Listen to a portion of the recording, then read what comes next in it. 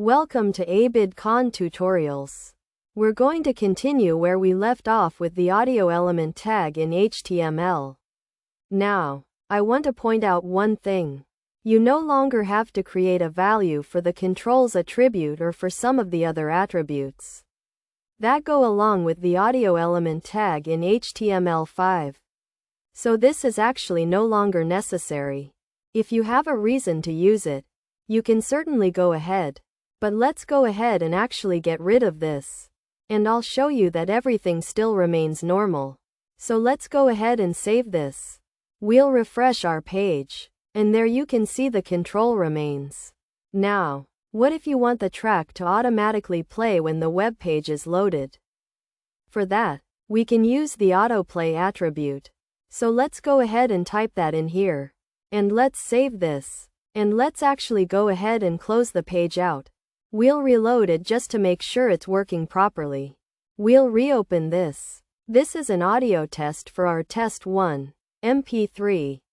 And there you can see the autoplay worked. Now, what if you want this to keep looping over and over and over again?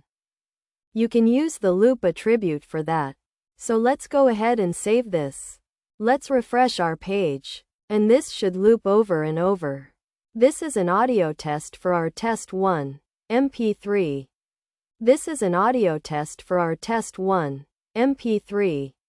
This is an audio and it did. And I doubt you want to hear my voiceover and over again.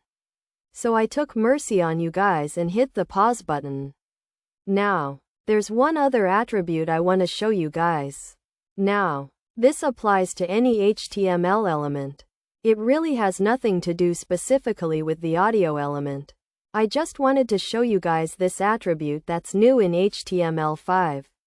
And it allows you to drag any element that you want. So again, as I said, you can put this in any element that you want. And you guessed it, it's the draggable attribute. Now, this one we do actually have to give a value to, and we just set this to true. So let's go ahead and save this. Let's refresh our page, and I'm going to have to hit the pause button so this doesn't play over and over again. This is an audio tip. And there you can see we can actually drag this now anywhere within our web browser. Now, you might be asking, well, how do we set up receiver? How do we set up another element that will receive what we drag? And we have to do that in either JavaScript or jQuery. So that's for a future lecture. Okay, that's going to do it for this video. I will see you guys in the next video. Thank you.